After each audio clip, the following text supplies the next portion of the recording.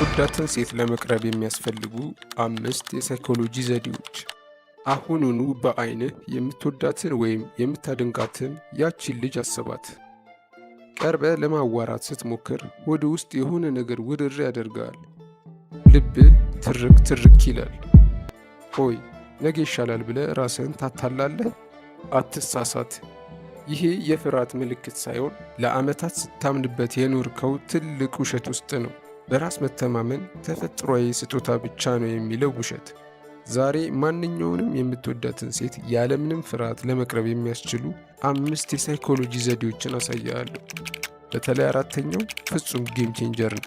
ዝግጁ ከሆንክ ቪዲዮውን ላይክ በማድረግ ጀምር። ሰላም የላቭ ካምፓስ ቤተሰቦች፣ እኔም እንደናንተ በፊት በራስ መተማመን የሚባለው ነገር ልክ እንደ አይን ቀለም አብሮ የሚወለድ ይመስለኝ ነበር። ያቺን የምፈልጋትን ልጅ ሌላ ወንድ ቀርቦ ሲያዋራት እኔ ግን ከሩቅ ሆኜ ለምንድን ነው እኔ እንዲህ ማልሆነው ብዬ ቆጭ ነበር። ነገር ግን ሳይኮሎጂ ምን እንደሚል ታውቃለህ? ራስ መተማመን ያለ ነገር ሳይሆን የምታደርገው ድርጊት ነው። የምትወዳትን ሴት መቅረብ ተሰጥኦ ሳይሆን ልክ መኪና እንደመንዳት የሚለማመዱት ክህሎት ነው። ዛሬ የምነግርህ ዘዴዎች የአእምሮውን ፍርሃት አጥፍተው በሰከንዶች ውስጥ ድፍረት የሚሰጡ ሳይንሳዊ መንገዶች ናቸው። አንደኛ፣ ግንኙነቱን ቀድሞ ማሟሟር። የመጀመሪያው ዘዴ ሶሻል ፕሪሚንግ ይባላል። አብዛኛው ወንድ የሚሳሳተው እዚህ ጋር ነው። አንድ ሴት ከዜሮ ተነስተ ሄደ ስታዋራት ለአእምሮዋ ዋርኒንግ ወይም አስደንጋጭ ይሆንባታል። አእምሮዋ ወዲያውኑ ይህ ሰው ማን ነው? ምን ይፈልጋል? ብሎ የመከላከል ግድግዳ ይፈጥራል። ሚስጥሩ ግን ትክክለኛውን ንግግር ከመጀመር ከ5 ደቂቃ በፊት ግንኙነቱን ማሟሟቅ አለብህ። እንዴት? በጣም ቀላል ነው። ራቅ ብለህ አይን ላይ ለመተያየትና ፈገግ ለማለት ሞክር። በቃ ይሄ ብቻ ነው። አእምሮዋ አንተን እንደ ሴፍ ወይም ሰላማዊ ሰው እንዲመዘግብ ያደርገዋል። ሄደህ ስታዋራት አዲስ ሰው አይደለህም። ቀደም ብላ በፈገግታ የተቀበለች ሰው ነህ። ይሄ ንግግሩን 50% ያቀልልሃል። ሁለተኛ፣ የ3 ሰከንድ ህግ። ሁለተኛው ዘዴ ለቆራጥነት የሚረዳ ነው። አእምሮ በጣም ተንኮለኛ ነው። ለአንድ ነገር ከ5 ሰከንድ በላይ ካሰብክበት አደጋለሁ ብሎ ሰበብ መደርደር ይጀምራል። ልብሷ አያምርም፣ ስልክ እያወራች ነው፣ ጓደኞቿ ያዩኛል እያለ ያቆመሃል።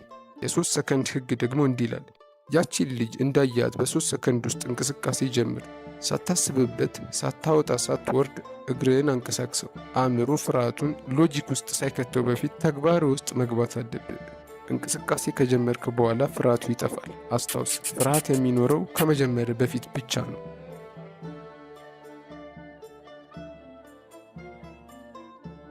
ሶስተኛ፣ የአካባቢ መክፈቻዎች።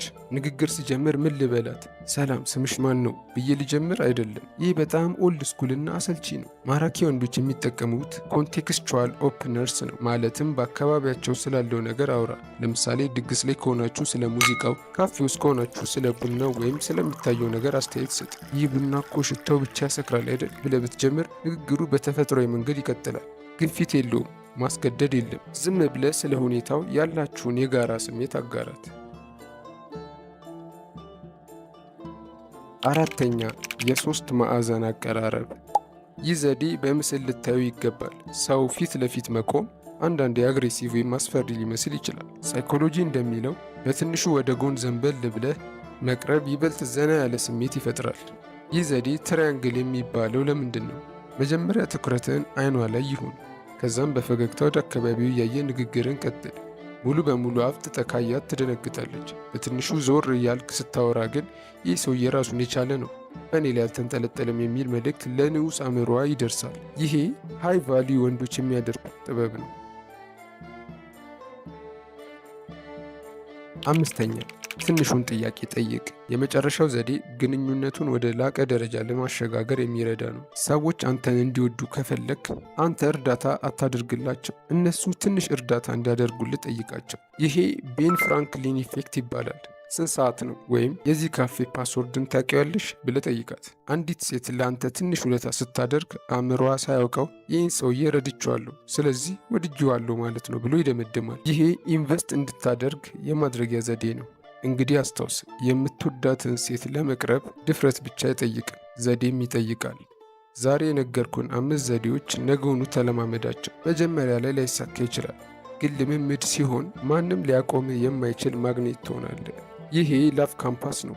ዛሬ የተማርከው ነገር ህይወትን እንደሚቀይረው አምናለሁ። ይህ ቪዲዮ ዋጋ ካለው ላይክ በማድረግ ድጋፋችሁን አሳዩ። እንደዚህ አይነት ጥልቅ የሳይኮሎጂ ምክሮች ሁልጊዜ እንዲደርሷችሁ ሰብስክራይብ ማድረጋችሁን አትርሱ። አንድ ጥያቄ ልጠይቃችሁ። እናንተ መጀመሪያ የምትወዷትን ሴት ስትቀርቡ የተጠቀማችሁ ዘዴ ምንድን ነው? ኮመንት ላይ ጻፉልኝ። ምርጡን ኮመንት ፒን አደርገዋለሁ። ሁልጊዜም እንደምለው ፍቅር በድፍረት ተጀምሮ በጥበብ ያድጋል። ቸር ሰንብቱ።